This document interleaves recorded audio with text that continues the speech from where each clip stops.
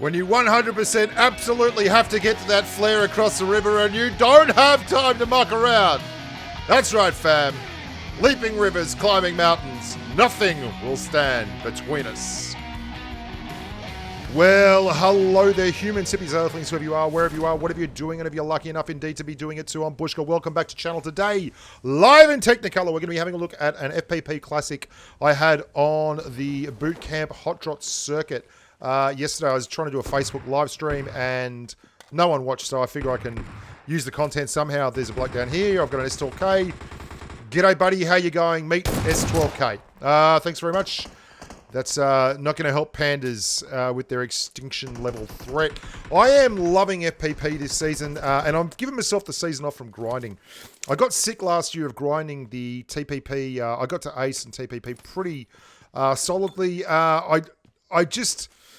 I want to have a nice, easy season, and this is season 6. And I mean, I got the freaking Ace close from season 1, so you can imagine maintaining any kind of care level for grinding after 6 seasons is, it's just negligible right now. I couldn't give a rat's. So I can have some fun. And that's exactly what I was doing here. This is my favorite place in the game, bar one. I prefer Paradise Resort to this, but boot camp hot drops are extra special sauce as far as I'm concerned. I'm also running the Beryl M762. Now, I've had some interesting conversations of late on the PUBG Mobile Discord server. I have a Discord server myself. And one of the reasons why I have a Discord server is just because, well, there's info on there that a lot of people are interested in. The info is specifically, I've got all the damage numbers for all the guns in PUBG Mobile, and there was a fellow there that was telling me I couldn't possibly have that right because there's so much information that's server-side and all that, and I got what he was saying, but that's not how I've calculated the damage. The way I got the damage on the guns like the Beryl is I got about 20 of my closest mates. We all dropped in a custom room. We all got different guns, and then we fired once at each other. So there was only one specific amount of damage on your score sheet. And then we finished. We just all left the game and suicided out. And we got the damage numbers. Now, I did that with a lot of guns, a lot of times, and made sure that we were all hitting chest-level shots. And those are the numbers I got for pretty much every gun in PUBG Mobile, apart from pistols and things, of course. And the Beryl is extra special because what the Beryl does is it has exactly the same rate of fire as an M416, yet it doesn't have an M416's damage. It has a hybrid damage number. So the Beryl runs 45 damage per round into a no vest wearing target. That's a chest shot. The M416 does 40. Now, I know the rate of fires because I've tested them on the range. That's all client-side stuff. Like, you can go to the range and you can test the guns. You can press the button with 30 rounds in a clip, and when it goes red and there's nothing left in the gun, you know that your client has the hard-coded values and it has expounded upon them and given you a rate of fire. And then you cut that in Final Cut Pro and you can tell what your numbers are. Well, that's great. So what I've got is a very, very solid knowledge in terms of spreadsheet data and such, rate of fire, damage, time to kill a level 2 vest, fastest weapons to kill in the game, all that kind of thing, and it's on my Discord server. So if you want to go and get that, there's a spreadsheet section there in the Discord server. Go and check it out. The other gun I'm running is the S12K. Now, I just dropped a video on desync, and the reason I'm running the S12K is because it's a filthy, filthy beastie in terms of close quarters combat. CQC with the S12K is an enervating experience. Basically, if you miss, you're absolutely screwed. If you hit, they're absolutely screwed. And I love that because that's a high skill threshold gun. If you do not aim on the fly in very, very close quarters and hit your shots, you're going back to the lobby, which I think is good. And you should be aspiring to run those kind of weapons in game as often as possible because they really do showcase your skill levels. Like, if you can't aim, the S12K may as well be a 2x4 block of wood. It's not going to do you any good. And hello, there's another gun, but we can't find the flare there. It's not there. No flare, unfortunately. So no double flare for Bushka. And what I'm doing is, I'm not being overly aggressive here, which is quite rare for me, but I was playing on a live stream and I was testing a live stream and there was people watching. So I will go a little bit more passive and actually play a longer game because it's more fun for people and there's more of a narrative to a long game of PUBG Mobile. And I'm being very, very cautious here because I know there are footsteps over there. I can hear it. It turns out, I'm pretty sure this is a bot, right? But this is another reason why I love the S12K. Watch how quickly it gets rid of this bot. When I turn the corner, I can tell that there's someone moving up through my headphones. I'm worried that there is a drop over there. I don't know what the hell is going on, in fact. So what I'm going to do is take a quick peek here, have one shot with the S12K and pull back. Yeah, he was dead before that second one even landed. Like that gun is such a beautiful weapon in terms of fast kill action. Now, what I'm going to do here is play a little bit of a bait and switch with the bloke over here who is overlooking his crate. Now, I don't know why, but I was expecting to see him at the crate, but I couldn't find him. There he is. Now, he's seen me. Excellent. I'm debating whether I peek. No, we're not going to peek. We're going to go around the side, and we're going to try and set a shot up on one of these ramps to actually get into this bloke, because there's someone over there who's having a crack with him. Now, I mentioned how beautiful the barrel was in terms of time to kill and weaponry. This is what it's not very good at. The recoil on the barrel is an absolute beast. It's got a mind of its own, and there's nothing you can do about it. Now, you can see Sign Top. He's just won an engagement over there. So what I'm going to do is, again, another bait and switch. I accidentally dropped my barrel. Want my barrel back. Give me my chicken skin.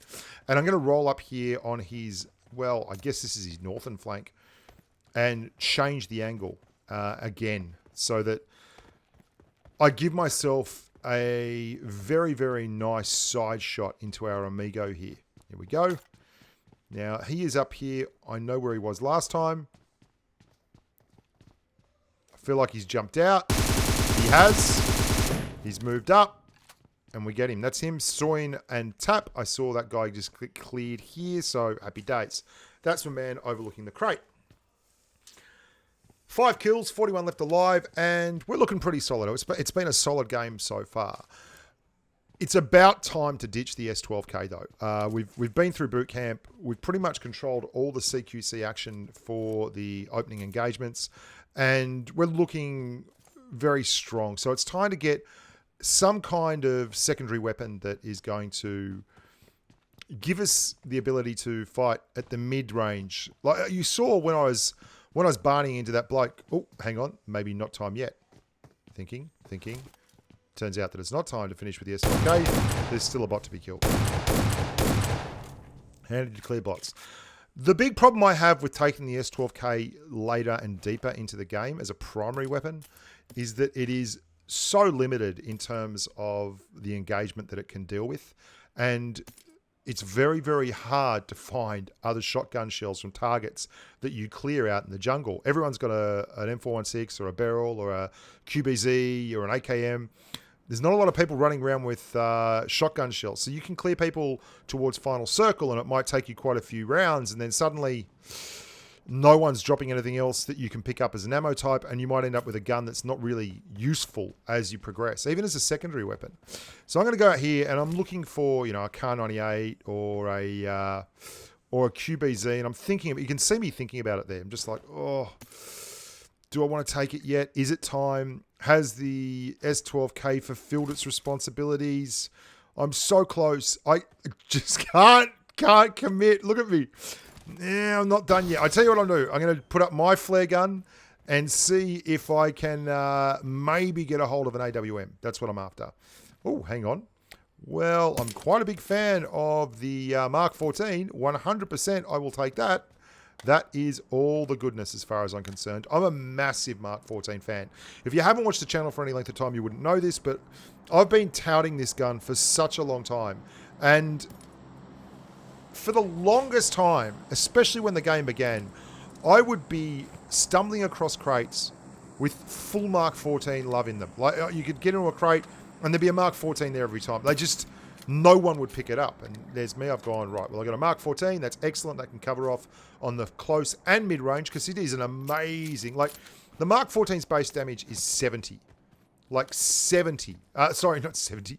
60 into a chest area without a vest on it. That's That's phenomenal. And its rate of fire, it'll clear 20 rounds in 0.153 seconds. So you're looking at a gun that has the fastest time to kill in the entire game and has one of the best single shot numbers in the entire game. The only guns that will do single shot more damage are the M24, the Kar98, and of course the God gun, the Orm. And that doesn't make a whole lot of difference though, because the Mark 14 can fire 2 or 3 rounds very, very quickly on single tap, let alone on full auto. So you get to switch between those modes very successfully. Now here we go.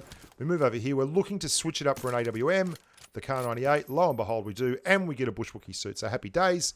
6 kills, 27 left alive. And we're absolutely kitted for bear. And now we hear noises. And we haven't changed our loadout. Now this is bad for the Mark 14. One, we're still on single shot. I decided discretion being the better part of valor. I wait to get around here for a reload. Right, I'm safe. Get a reload in. But I've got a suppressor, which is a horrible thing to put on the end of a Mark 14. Look at the way it goes. It's going everywhere. And a 3-time scope. This is not the way we should be doing it. But we're going to get away with this. Going to duck down here. There's a guy on my far left into me as well. We're going to get the pro lean out on him. See, that's that Mark 14 headshot. Damaging as all hell. And then we're going to get the bloke up here, the third member of the squad. We're going to thirst him up because it was pretty safe. And it doesn't hurt us to do so. There's another bloke out there. We're going to go on the reload. Use the first aid kit. And that's a horrible loadout for your Mark 14. You don't want to be running a suppressor with a 3-time scope on a Mark 14. With a and we don't have a stock either. With a stock... Oh, and there you go. He gets engaged from somewhere else. So we're going to have one shot with the Orm. A second shot with the Orm. He's straight down. I can hear someone else on my right and here in the 2-story. Who's that? Where's that? Who dat? Who dat? And what you really want to be running on a Mark 14 is a compensator all day long. You can't run a lower rail attachment on the Mark 14. So what you're looking for at the bot, happy days, what you're looking for on the Mark 14 is a compensator because it is the best possible use for you in terms of recoil and, you know, stability. Hang on, there we go. There's our mate out there. Yeah, just trying to edge one into the tree. The trees on Sanic are quite dodgy. It's very, very hard to get a clear shot. Now, see that name? Casual Frozen. Casual Frozen. Knock him once there, but I'm not going to get the knock clear. Now, his squad mate is down there to the southwest. He just hit me, and he's waiting for me to poke that window. So I'm going to get a full heal off, and then I'm going to introduce him to the joys of the AWM. The zone is coming in, so he doesn't have a lot of choice. He's got to move. I know he's got to move, so I should get at least one shot on him. I'm waiting, waiting, waiting. Oh, hello.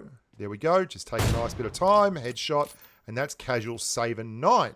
So definitely squad mates. And there's still another Casual somewhere because, good goddamn, I've already knocked one. That one didn't go down when I hit that one. So the other guy's either already been revived or is in process currently of being revived. So we're going to go over here and we're going to thirst up our amigo. Here we go. Casual Saving 9.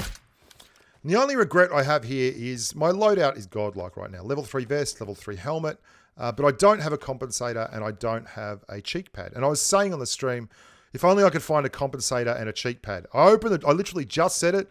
I open the door and the first 2 things I find are a compensator and a cheek pad. And after that, you know, the performance you're going to get out of the Mark 14 when you get those 2 things locked and loaded is night and day compared to no cheek pad and a suppressor. Now, as I'm running through here, out of the left-hand side of my eye, left-hand corner of my eye, I see someone behind that tree. Immediately, it's the same bloke that I knocked up the top. Hit him once, chest shot. He backs up. Second chest shot, knocked again. Now, that's Casual Frozen again. I'm wondering where the other casuals, there's a Gren just went past. Watch that one. Don't swing at that pitch. Just waiting, waiting, waiting. Now, you're going to see, like, this thing, when it hits, there he is. It's just an absolute beast. This is the #1 gun in the game as far as I'm concerned. You will not get a better weapon. There is nothing in the game that fires as fast. There is nothing in the game that does as much damage per shell, per round. And I'm obviously not including shotguns and Orms there because obviously they're bolt-action sniper rifles and the like are not included in this. And a shotgun's only good in the first couple of feet. After that, it tends to be less interesting. Now, that's a bad shot by me, a bad mistake, but I'm lucky that those guys are actually behind the circle as well. So I am able to, and they were engaged with someone else, so I'm able to actually work my way across here below this ridge line, keeping an eye on them, and I don't have a lot of cover, but once I get into the circle, I can go quiet, I can run quiet, and just wait for them to make their move. I'm in the ghillie suit, remember? I'm just going to take a quick squat, look around behind me. Unless someone is snaking in the grass behind me, I should be pretty cool. Now, 6 left. I saw 2 running along there. That's me. That's 3. So there's at least 3 unaccounted for. They were engaging someone, so that's 4. I don't know where the last 2 are. I don't know how many are in this squad. There could be 2. There could be 3. There could be 4. So I've got to be very, very careful. And I've got to use my ears now. So I'm going to go quiet just for a second. There we go. Footsteps. Okay, then I'm going to get behind this tree. Not worrying about thirsting him. Okay, back behind the tree and I'll reload again. He's got one more mate coming, I think. There he is. That's the squad wipe. And then back behind the tree is the guy over there. He's getting stuck in. Now, one thing the Mark 14 doesn't do fantastically at long range is shoot through trees. Now, the trees on Sanok, as I mentioned before, are a bit dodgy. There he is up there. Oh, I feel like I've got a good chance at the hit here. So I go again, headshot with the Orm, straight down, get another big heal in. So that was a pretty clutch passage of play there. We cleared 4 in that little section, and we've made it a mano-a-mano engagement to finish. Now, what I'm going to do here might seem a little bit weird, not knowing where the other player is. What I really want to do is lock this guy in. Now, you saw when that guy was overlooking his crate in the middle of boot camp, I moved all the way around to his flank. I'm going to do exactly the same thing. Just exactly, and there's Clash Royale notification. That's my son's reinstalled Clash Royale, the grub. I'm going to have to take that off again. It's like a virus. I am going to peg a whole heap of grens. There's only one place he can really be if he's not outside the circle down there. And I'm waiting for the circle to come in, and I'm listening. And I'm not getting anything. Absolutely nothing going on. But I don't want to stop moving because obviously it's very, very important that I don't present a stationary target. Now, to lock this guy in, I'm going to have to make him think that I am here directly in front of him before I go herring around the edge of the circle. So what I do to engage him is wait for the circle to start shrinking down. Make sure that he's not coming in on the deep edge of the circle into it, like just to my right there. And then I am going to rain an unholy artillery barrage from this direction. Now, he'll probably see the grens and the mollies and everything sailing high overhead. My steps will not register unless he is within 20 meters. I'm thinking he's probably up by that tree if he's not coming over here. So I'd chuck a molly just in case. No love. So still looking over there. The circles come right down. There is no way he is anywhere else but straight in front. So if steps aren't registering, he's got to be in front of me. Now I hear a footstep just about there and start shucking these grens like a monster. And I got a few of them. Now once I get my grens out, I'm off. He can worry about that. It's going to create a whole lot of distraction. Going to get right to the flank and then overlook and sweep back around to the right. And lo and behold, there's our amigo looking exactly where I was previously. Happy days. Hope you guys enjoyed that one. A bit of a boot clank, classic boot clank. I had a lot of fun playing that one. Always good fun doing them on a live stream. Until next time, look after yourselves and stay safe on the battlefield. Bye for now.